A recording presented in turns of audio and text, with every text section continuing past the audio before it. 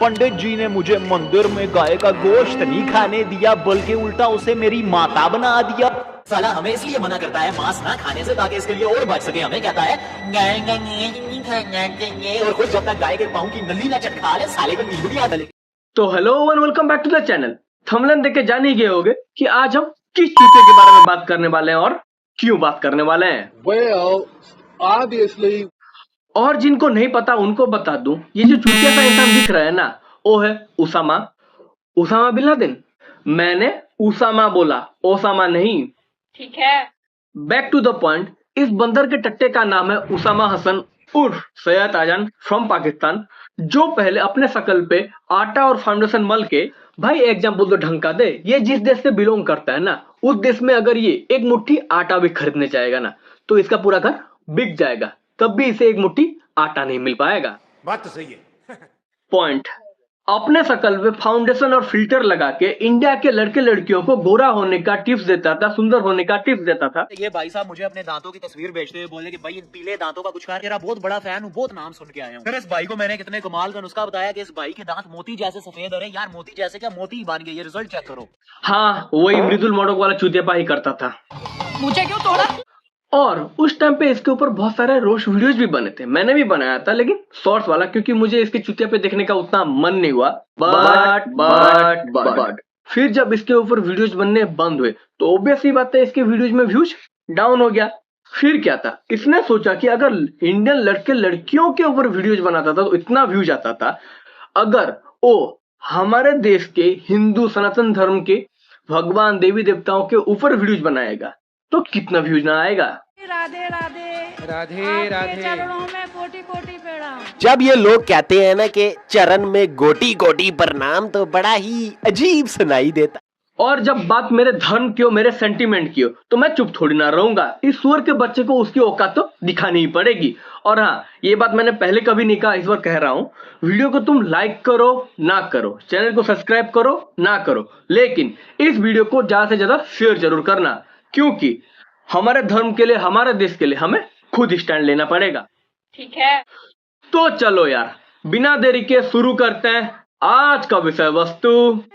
बंगाल में ईद की नमाज पढ़ने नहीं दिया, मेरी ईद उन्होंने खराब की, तो मैंने देखा कि मंदिर का दरवाजा मेरे लिए खुला है और पूरे सम्मान के साथ खुला है, तो मैंने नवरात्रि मनाई। और नवरात्र में जिस हिसाब से बेटियों की पूजा की जा रही है, अब ये तो वही बात होगी कि पंडित जी ने मुझे मंदिर में गाय का गोश्त नहीं खाने दिया, बल्कि उल्टा उसे मेरी माता बना दिया।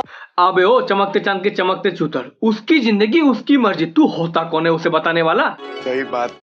जैसे तुझे हिंदुओं के नाम पे व्यूज मिल रहा है, हिंदू देवी देवताओं के नाम पे व्यूज मिल रहा है, उसी तरह उसे हिंदू प्रैक्टिस करके नवरात्रि मना के पीस मिल रहा है, शांति मिल रहा है। हाँ तो भोसड़ी के उसमें गाय का गोश्त कहाँ से आया, पंडित मंदिर कहाँ से आया?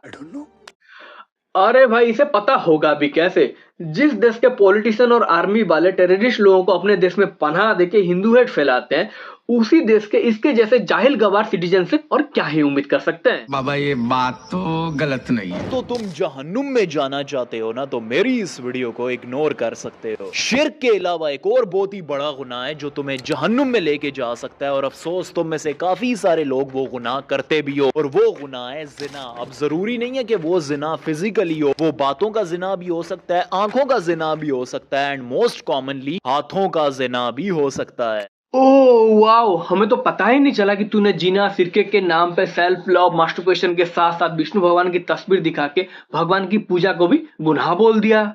हम तो चूतिए हैं।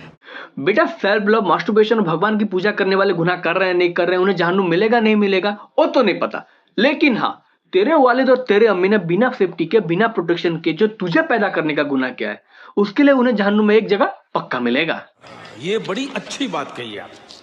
लेकिन कुछ भी कहो यार, पाकिस्तान को हिंदुस्तान से अलग हुए सालों बीत गए, लेकिन आज भी इसके जैसे कुछ चमन चूतियों के घर में चूल्हा अपने बाप हिंदुस्तान के नाम से ही जल रहा है। अगर हिंदुस्तान इनका बाप ना होता तो चाइना इनके गांड में झाड़ू डाल के इनका मोर बना चुका होता।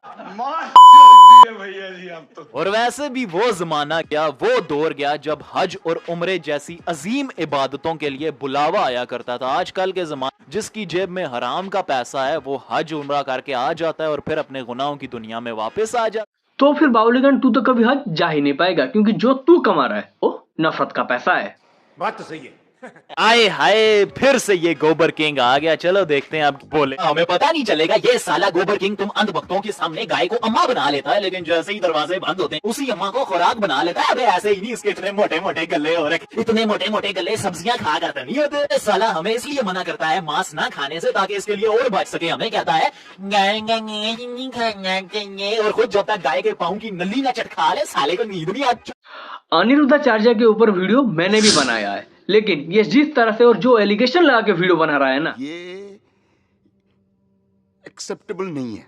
हाँ माना, अनिरुद्धाचार्य कभी कभी ऐसी ऐसी चीजें कह जाता है जो सुनकर उसके ऊपर हंसी आती है और जिस वजह से उसे ट्रोल भी किया जाता है। लेकिन उसने कभी भी आज तक तेरी तरह किसी दूसरे को या फिर किसी दूसरे के रिलीजन को बुरा भला नहीं कहा है। समझा कटर के कीड़े, सही बात बोले हैं भाई। सिर्फ अनिरुद्धाचार्य नहीं, ये दूसरों के ऊपर भी ऐसी ऐसी चीजें बोलता है। धर्म तो दुनिया में एक ही है, वह है सनातन धर्म। बाकी धर्म नहीं है, मत हैं। अबे टकले, ये मत और फत तू अपने ही को बोल, समझा? खबरदार दूसरों के रिलीजन या मजहब को तूने ऐसा बोला तो भाई लोग तालियां। दूसरों के रिलीजन के ऊपर बोलने के बारे में भी वो बोल रहा है जिसके घर में एक वक्त की रोटी सनातन धर्म के नाम से आ रही है। शूतिया। और दूसरों के रिलीजन या मजहब को तूने ऐसा बोला तो तेरा कोई धर्म या दीन ईमान है भी? अबे टकले, तू तो अपने फायदे के लिए अपनी अम्मा को भी बेच के खा जाए। तुम अंधभक्तों को मैं बता रहा हूँ, अगर इंडिया में मेजोरिटी में मुसलमान होते ना तो इस टकले के सर पे टोपी होती और हाथ में तस्बीह होती, और ये तुम अंधभक्तों की माता को ज़िबा करके, अबे गाय को ज़िबा करके उसका बीफ बना के खुले में बांट रहा होता और खुद भी खा रहा होता। अच्छा, जो सब तू बोल रहा है ना, वो सब वो करता नहीं करता उस बारे में तो मुझे नहीं पता, लेकिन मुझे ये समझ में नहीं आ रहा कि तुझे इतने डिटेल में कैसे पता है। तेरी गांड माते ने मुझे ये सब कहा था क्या? मैं नहीं बताऊंगा। और रही बात मेजोरिटी की, आज भी अगर पाकिस्तान हिंदुस्तान का हिस्सा होता, पाकिस्तान में मेजोरिटी हिंदू होते, या फिर इन फ्यूचर पाकिस्तान चाइना के कर्ज से बचने के लिए हिंदुस्तान का हिस्सा बन जाता है, जिसके चांस बहुत ही ज्यादा हैं, तो तेरे भी माथे पे भगवान का टीका होगा, हाथों में थाली होगा, और जिस गाय के गोश्त के बारे में तू बोल रहा है ना, उसी गाय को माता मान के उसकी पूजा भी करेगा। गर्दा उड़ा दिया। एक आदमी भी छोड़ देगा तो 4000 जाने बच जाएंगी। मैं तो लोगों को ये बोलता हूँ कि अगर आप बचपन से नहीं खाते, उससे भी ज्यादा बड़ी बात है कि आप छोड़ दोगे तो आप तो भक्षक से एक रक्षक बन जाओगे। भाई आज आपने मेरी आंखें खोल दी है, लेकिन मैं क्या करूं, गाय का गोश्त होता इतना लजीज है। ये देख, ये देख गाय के गोश्त की बोटी करवा के लाए छोटी। भाई उसने सिर्फ मांस कहा, गाय का मांस की सुअर का मांस ओ नहीं, और ना ही किसी धर्म को पॉइंट आउट किया। हाँ तो कुत्ते के गांठ से निकली हुई टट्टी, अगर तुझे मांस के नाम पे कॉमेडी ही करना है तो कभी सुअर के मांस, मतलब तेरे लैंग्वेज में कहा जाए तो सुअर के गोश्त के साथ भी कॉमेडी करके देख ले। ये चाह के भी कभी सुअर के गोश्त के साथ कॉमेडी नहीं कर पाएगा। मगर क्यों? क्योंकि जैसे हम गाय को मानते हैं उसी तरह ये लोग सुअर को मानते हैं, और अगर इसने गलती से भी सुअर का गोश्त छोड़ो सुअर के नाम पे भी कॉमेडी करने की कोशिश की ना, तो फिर जो लोग अभी इसे गाय के गोश्त पे सपोर्ट कर रहे हैं वही लोग इसकी गांड तोड़ देंगे। I like it.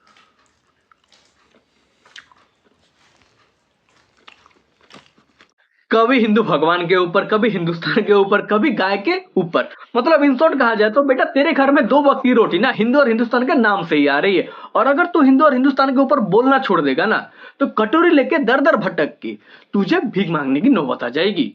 ये बड़ी अच्छी बात कही आप। अरे मेरी प्यारी सी अंधभक्त बहन, किसी के भी मजहब, धर्म या कल्चर के खिलाफ उंगली उठाने से पहले जरा अपने गिरबान में भी झांक लिया करें, क्योंकि आप किसी ऐसे के आगे टन टन पै पै करती हैं जिसने खुद अपनी ही बेटी से शादी कर ली थी। और रही बात 4 या फिर 8 बीवियां रखने की, तो ये नंबर 16,108 से तो कम ही होता है।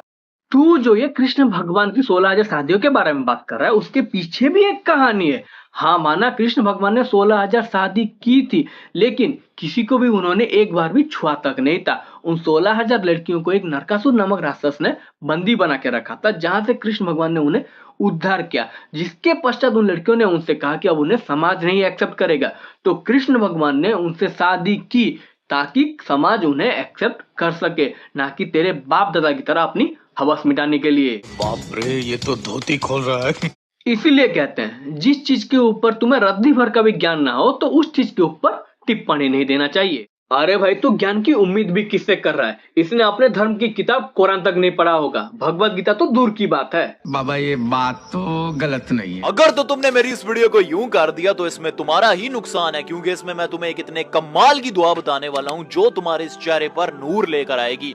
भाई मुझे तू पहले ये बता कि चेहरे के नूर के साथ एआई जनरेटेड हिंदू गॉडेस का क्या लिंक है? हाँ क्या लिंक है? पता नहीं।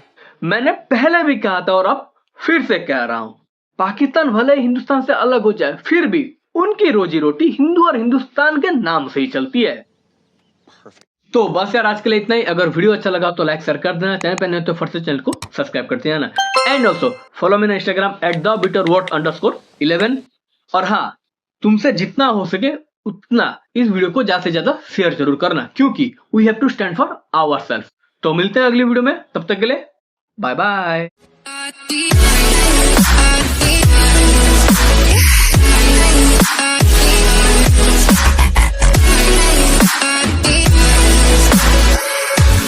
Burning bright.